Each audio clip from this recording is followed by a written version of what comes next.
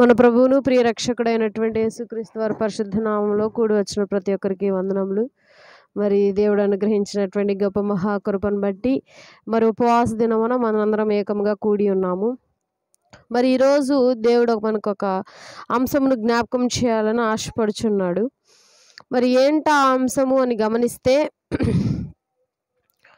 ఈ యొక్క సృష్టి దేవుని కుమారుల కొరకు ఎదురు చూస్తుందంట.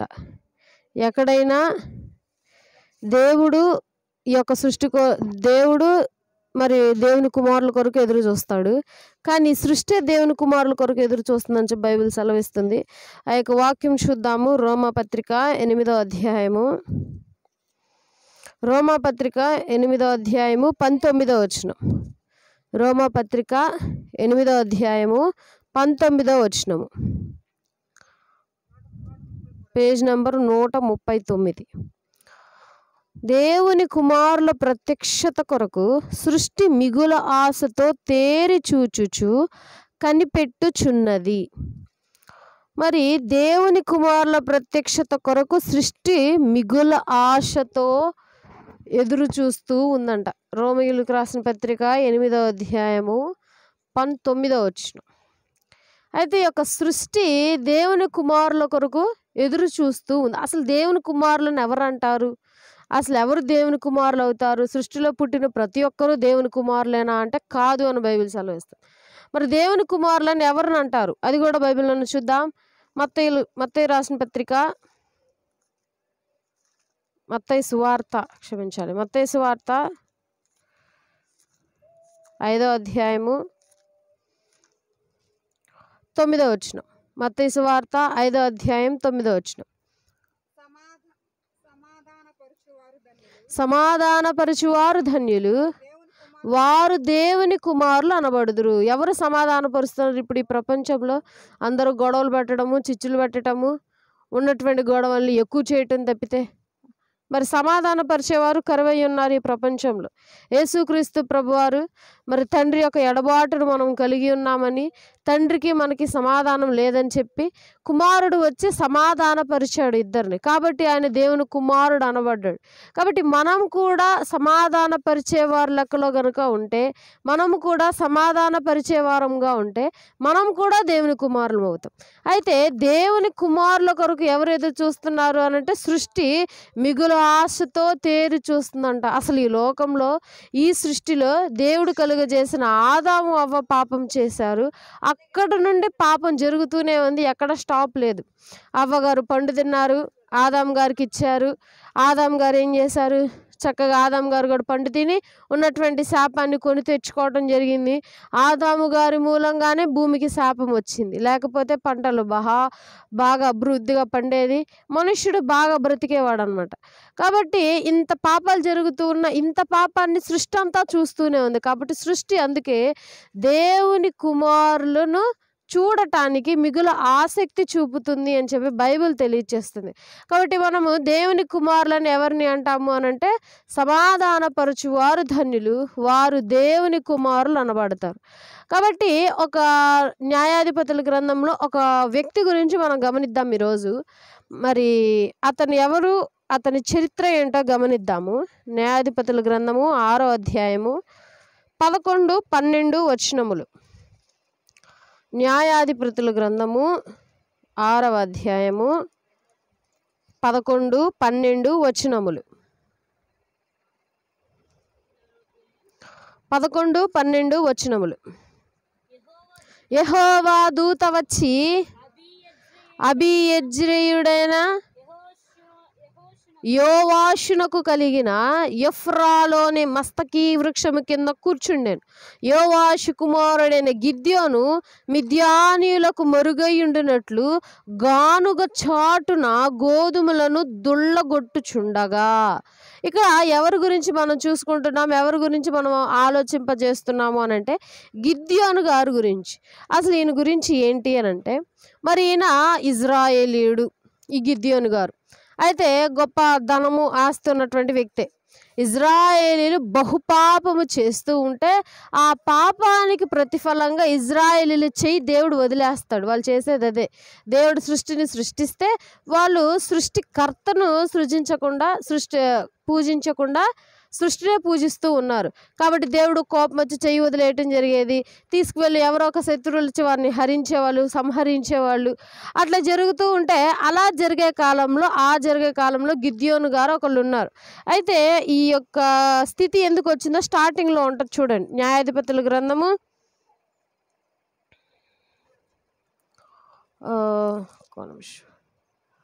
6వ అధ్యాయం 1వ వచనంలో చూద్దాం ఒకసారి.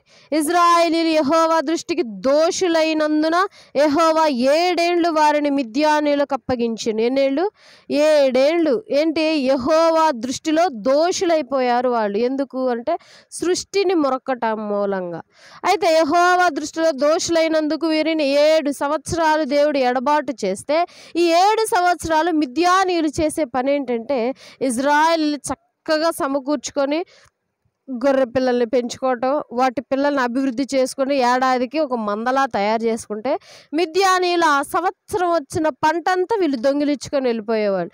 అలా పంట కానీ, పశువులు కానీ, ధనము కానీ, అలా ఏది దొరికితే అది వారు దోచుకోవటం మొదలుపెట్టారు మిద్యాను. అలా వీళ్ళు 7 సంవత్సరాలు కొనసాగిస్తూనే ఉన్నారు.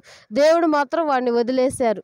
ఇక దేవుణ్ణి వీళ్ళు ప్రాధేయపడుతున్నారు అన్నమాట. అయ్యా, మేము చేసింది తప్పే, ఈ ఒక్కసారికి మమ్మల్ని క్షమించు అని చెప్పి మరలా ప్రాధేయపడితే అప్పుడు దేవుని దూత వచ్చింది. చూద్దాం, మళ్ళీ ఒక వచనం చూద్దాం. న్యాయాధిపతుల గ్రంథము 6వ అధ్యాయము 11, 12 వచనములు. యెహోవా దూత వచ్చి ఎవరి దగ్గరకు వచ్చింది? అబీయజ్రేయుడైన యోవాషునకు కలిగిన ఎఫ్రాలోని మస్తకి వృక్షము కింద కూర్చుండెను. యోవాషు కుమారుడైన గిద్యోను మిద్యానీయులకు మరుగై ఉండినట్లు. మిద్యానీయులు అంటే ఆ జనానికి మరుగై ఉండడం అంటే వాళ్ళకి కనపడకుండా దాక్కోవటం అనమాట. ఎక్కడ? గానుగు తెలుసా? పెద్ద పెద్ద ఉంటాయి దబరాల్లాగా, ధాన్యాన్ని, నూనె అవన్నీ దాచుకునే గానుగులు. దాని పక్కన దాక్కొని ఏం చేస్తున్నాడు? గోధుమల్ని దూళ్ళగొట్టుచుండగా యెహోవా దూత అతనికి కనబడాను. పరాక్రమము గల బలాఢ్యుడా, యెహోవా నీకు తోడై ఉన్నాడని అతనితో అనగా. ఇట్లా గిద్యోనునికి ఒక బిరుదు గలదు. ఆ దూత ఏమని పిలుస్తుంది? పరాక్రమము గల బలాఢ్యుడా. అంతటి బలమైనటువంటి వాడు గానుగ చాటున మిద్యానీయులకు భయపడి ఏం చేస్తున్నాడు? గోధుమలకు ధూళి కొట్టుకుంటున్నాడంట. ఎంత గొప్ప విచారం అది! 7 సంవత్సరాలు దేవుడు వదిలేస్తే ఎంత గొప్ప మనిషి అయినా సరే అంత దీనస్థితికి వెళ్ళిపోతాడని గొప్ప ఉదాహరణ అనమాట. గొప్ప పరాక్రమము గల బలాఢ్యుడైనటువంటి గిద్యోను దేవుడు ఎడబాటుకి కూడా తాళలేకపోయాడు.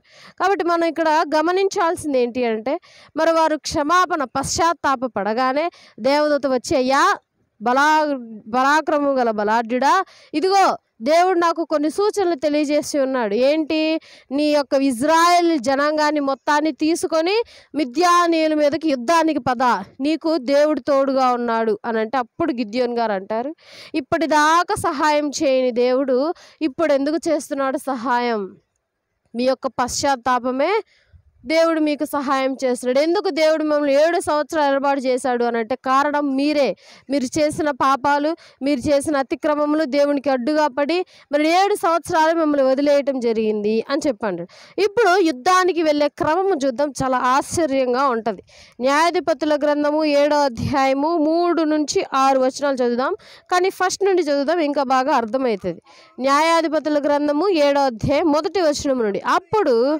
అప్పుడు యెరుబ్బయలు అనగా గిద్యోనును అతనితోనున్న జనులందరూ వేకువనే లేచి హారోదు బావి యొద్ద దిగగా లోయలోని మోరే కొండకు ఉత్తరముగా మిద్యానీయుల దండుపాళము వారికి కనబడెను.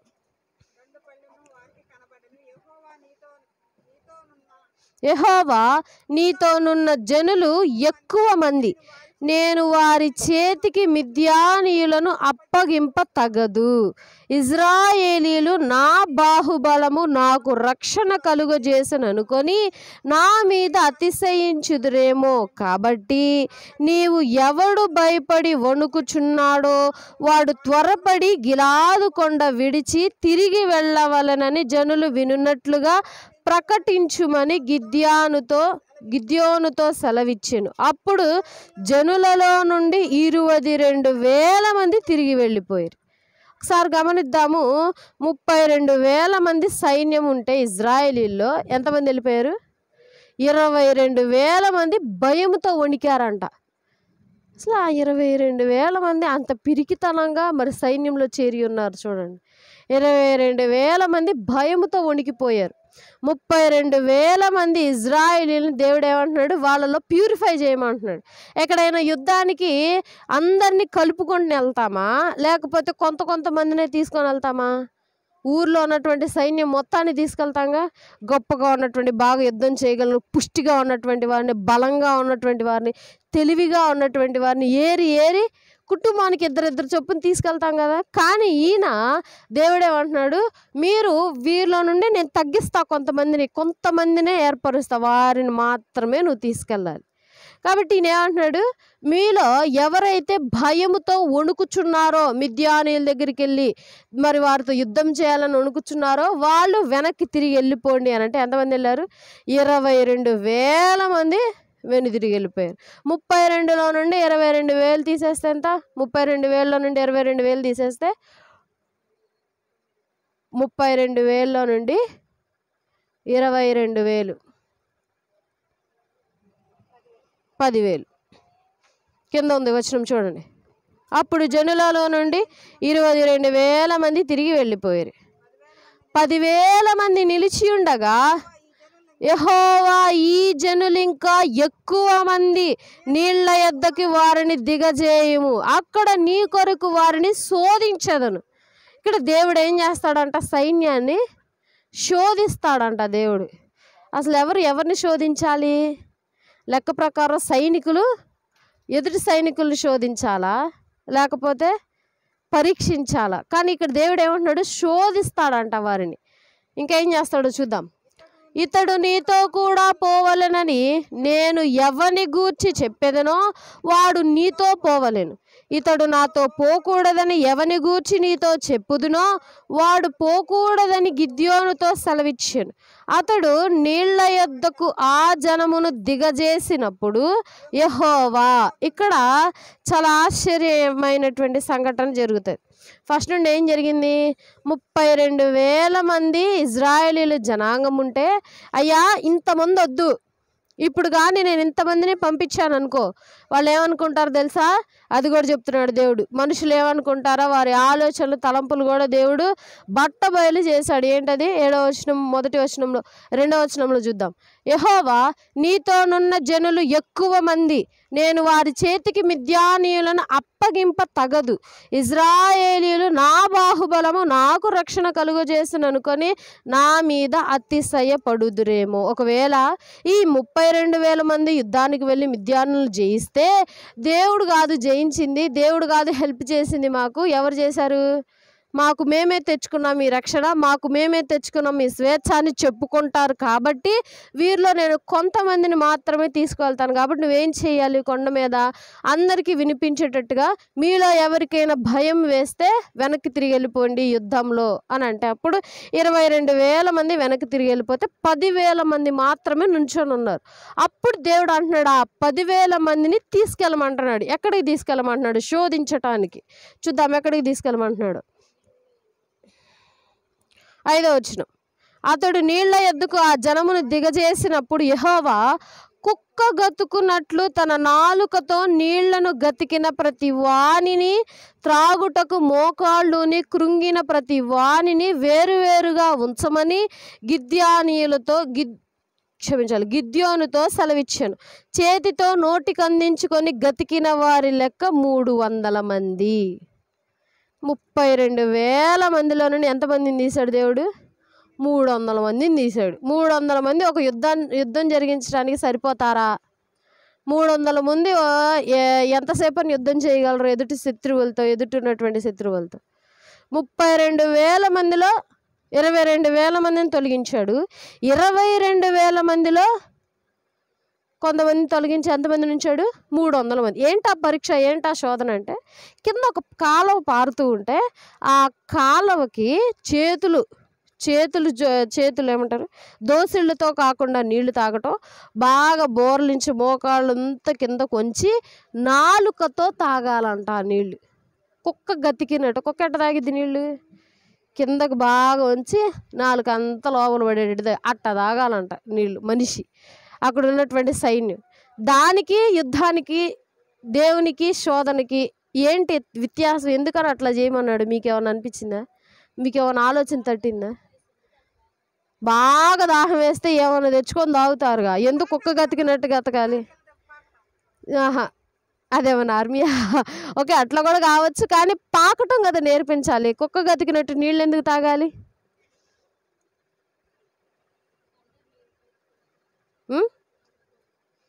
పిరికోళ్ళు వెళ్ళిపోయారు ఆల్రెడీ. 22,000 మంది వెళ్ళిపోయారు పిరికోళ్ళు ఆల్రెడీ. 32లో నుండి 22,000 మందిలో వెళ్ళిపోయాకే వీళ్ళకి ఒక టెస్ట్ పెడతాడు అనమాట 10,000 మందికి. ఇక్కడ ఏంటి ఆలోచన, దేవుని యొక్క ఆలోచన అంటే, ఇజ్రాయేలీలకు పొగరెక్కువ, గర్వం ఎక్కువ, దేవుని యొక్క ఎడబాటు అంటే చాలా ఇష్టం వాళ్ళకి. ఇప్పుడు కానీ 32,000 మంది కలిసి యుద్ధం చేశారనుకో, పొరపాటున దేవుడు కనుకరించి రక్షణ ఇచ్చాడనుకో, గెలిపిచ్చాడనుకో, ఏమని చెప్తారు అందరూ? మా బలం ఎక్కువ కాబట్టి మా యొక్క సొంత బలంతో మేము గెలిచాం. అంతేగాని దేవుని యొక్క రక్షణ మూలంగా గెలిచాము, దేవుని బట్టి మాకు ఈ రక్షణ వచ్చిందని ఏమాత్రము చెప్పుకోరు. అందుకని దేవుడు ఏం చేస్తున్నాడు? వాళ్ళు ప్యూరిఫై చేస్తున్నాడు. అట్లా చేసి 300 దాకా తీసుకొచ్చాడు. అంటే వీరి శోధన కారణం ఏంటి? వీరు ఎందుకు అట్లా మోకాళ్ళు ఊని కుక్కలాగా గతికారు అని అంటే, తగ్గింపు. నువ్వు యుద్ధానికి వెళ్ళటానికి, నువ్వు మిద్యానీయులను జయించటానికి నువ్వు ఎంత అర్హత కలిగి ఉన్నావు, నువ్వు ఎంత తగ్గించుకొని ఉంటావు, నువ్వు దేవుని యందు ఎంత తగ్గించుకొని ఉంటావో దేవుడిని అంత హెచ్చిస్తాడని చెప్పి బైబిల్ సెలవిస్తుంది. అయితే ఇది దేనికి సాదృశ్యంగా ఉంది అని అంటే, మరి సేవకులకు మనకు సాదృశ్యంగా ఉంది. మరి ప్రపంచంలో దేవుడు ప్రతి ఒక్కరిని ఒకే రూపంలో, ఒకే మాదిరిగా, ఒకేలాగా చేశాడు దేవుడు. కానీ మనము మన యొక్క సొంత ఆలోచనలు, స్వేచ్ఛను పుచ్చుకొని మనం వాటిని తప్పుదారి పట్టిస్తూ ఉన్నాం మనం. కాబట్టి దేవుడు ఏమంటున్నాడు అని అంటే, దేవుని ప్రపంచంలో ఉన్నటువంటి ప్రతి ఒక్కరూ దేవుని కుమారులే, కానీ ఈ కొన్ని నియమాలను పాటిస్తేనే దేవుని కుమారులు అనబడతారు అని బైబిల్ సెలవిస్తున్నాడు మత్తయి సువార్తలో. ఏమని? సమాధానపరచువారు ధన్యులు, వారు దేవుని కుమారులు అనబడతారు. కాబట్టి నువ్వు దేవుని కుమారుడు అనబడాలి అని అంటే పరచాలి అందరిని. యేసుక్రీస్తు ప్రభువారు కూడా చేసింది అదే. కాబట్టి 300 మందితో వాళ్ళు యుద్ధాన్ని జయించారు. ఎక్కడైనా అసాధ్యమా? కొంత వేల మంది మిద్యానీయులు ఉంటే, కొంతమంది ఆఫ్టర్ ఆల్ 300 మంది వెళ్ళి యుద్ధాన్ని జయించి తిరిగి వచ్చారు ఇజ్రాయేలీలు. కాబట్టి మనం ఇక్కడ నేర్చుకోవాల్సింది ఏంటి అంటే, జనములోను బలములోనూ లేదు, కానీ దేవుని యొక్క తోడు, దేవుని యొక్క రక్షణలోనూ ఉంది అని చెప్పి బైబిల్ తెలియజేస్తుంది. కాబట్టి మనం ఎంత తగ్గించుకొని ఉంటున్నాం దేవుని ఎదుట, మనం ఎంత తగ్గించుకొని ఎదుటి వాళ్ళకు పరిచర్య చేస్తున్నాము, మనం ఎంత తగ్గించుకొని మన యొక్క జీవితంలో ముందుకు సాగుతున్నాము, మనం ఎంత తగ్గించుకొని క్రైస్తవులమని చెప్పుకుంటున్నాం అని చెప్పి మరి ఈ యొక్క అంశం మనకు తెలియజేస్తుంది. మనం ఎంత తగ్గించుకుంటే దేవుడు అంతా హెచ్చిస్తాడని చెప్పి ఈ యొక్క వాక్యానికి సాదృశ్యం అన్నమాట ఈ యొక్క సంఘటన. కాబట్టి ఈ యొక్క న్యాయాధిపతులు మనకు తెలియజేసేటువంటిది ఏంటంటే, గిద్యోను గారు పిరికితనంలో ఉండగా దేవదూత వచ్చి మరి గిద్యోను గారికి బలమును ధైర్యమును పెంపొందించింది. కాబట్టి మనకి కూడా మనం పాపంలో ఉన్నప్పుడు దేవుడు వచ్చి దేవుని యొక్క మాటలు మనకు బైబిల్ రూపంలో ఇచ్చి ధైర్యాన్ని కలుగజేశాయి. కాబట్టి అట్టి ధైర్యాన్ని మనం పెంపొందించుకొని, అట్టి ధైర్యాన్ని మనము కలిగి ఉండి గిద్యోను వలె పరాక్రమం గల బలాఢ్యులుగా ముందుకు సాగి మరి ఆ యొక్క 300 మంది సరిగా మోకాళ్ళు ఊని కుక్క గతికినట్టు గతికారు. అంటే కుక్క నీళ్లు త్రాగే విధంగా త్రాగారు. కాబట్టి ఆ 300 మందిని మాత్రమే వారు ఏర్పరచుకోవటం జరిగింది. ఆ 300 మంది క్రమంలో మనం ఉన్నామా? నీవు నేను ఉన్నామా? అట్టి విధంగా నీవు నేను తగ్గించుకుంటున్నామా? అట్టి విధంగా మనము మన యొక్క జీవితంలో ఎదుటి వారికి సాదృశ్యంగా ఉన్నాయా లేవా అనేటువంటిది గమనించుకోవాలని మనవి చేస్తూ చిన్న మాటలు మన వినికిడిలో దేవుడు దీవించి ఆశీర్వదించునుగాక. ఆమేన్. అదే విధముగా ఆశతో తండ్రి ప్రభు వేచి చూచే కృపను మాకు అనుగ్రహించండి. నా తండ్రి నీ యొక్క రాకడ కొరకు మేము సిద్ధపడుటకు సహాయం చేయండి. సమాధానపరచు వారు ధన్యులు, వారు దేవుని కుమారులు అనబడుదురు అని తెలియజేసి ఉన్నాము నాయన. అయా తండ్రి ప్రభు మా యొక్క జీవితంలో మేము సమాధానము కలిగి మా తోటి వారితో కూడా మేము సమాధానము కలిగి ఉండే కృపను మాకు అనుగ్రహించండి. నా తండ్రి నీకే వందనాలయ్యా. అయా ప్రభు విన్నటువంటి వాక్యము మా హృదయమంతలో దాచుకున్న నా తండ్రి బ్రతికి ఉన్నంత కాలము ఈ యొక్క మాటలు వాక్యము నెమరు వేసుకునే కృపను జ్ఞానమును మాకు అనుగ్రహించండి. అయా నా తండ్రి ప్రభు త్వరలో తండ్రి ప్రభు రేపు కాకుండా తండ్రి ప్రభు ఎల్లుండి నా తండ్రి అయా ఎలక్షన్స్ రాబోతున్నాయి తండ్రి ప్రభు. అయా తండ్రి మేము నా తండ్రి మాకున్నటువంటి ఓటుని తండ్రి ప్రభు మేము తండ్రి ప్రభు అయా తండ్రి మంచిగా ఉపయోగించే కృపను అనుగ్రహించండి. నా తండ్రి ప్రభు నాయకుల కొరకు ప్రార్థన చేయడానికి తెలియజేసి ఉన్నాం నాయన. అయ్యా మా యొక్క నాయకుల గురించి మేము ప్రార్థిస్తున్నాము నాయన. మంచి పరిపాలన మాకు అనుగ్రహించండి తండ్రి. ప్రజలకు ఏమి కావాలో తెలియజేయండి నా తండ్రి. అయా తండ్రి ప్రజలకు లోటుబాట్లు తీర్చేటువంటి నాయకులను మీరు లేవనెత్తమని కోరుకుంటున్నాం నాయన. ప్రార్థించి నాయకత్వాన్ని జరిగించే నాయకులను తండ్రి ప్రభా తీసుకురమ్మని కోరుకుంటున్నాం తండ్రి. మా యొక్క ఓటు విధానంలో మీరు తోడుగా ఉండండి. ఓటు కార్యక్రమాలు ఎటువంటి గొడవలు అల్లరులు జరగకుండా నా తండ్రి ప్రభా శాంతి సమాధానముతో నా తండ్రి ప్రభా యొక్క కార్యక్రమం జరుగుటకు సహాయం చేయండి నాయన. మరి రేపు జరగబోయేటువంటి కార్యక్రమాల్లో ఆది నుండి ఎంతవరకు అధ్యక్షత వహించండి.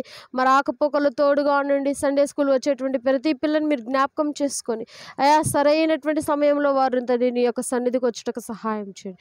మాకట్టి గొప్ప జ్ఞానమును అనుగ్రహించండి. నా తండ్రి సిబిసి కార్యక్రమంలో గత రోజులు జరిగినటువంటి సిబిసి కార్యక్రమంలో ఆది నుండి అంతవరకు అధ్యక్షత వహించారు.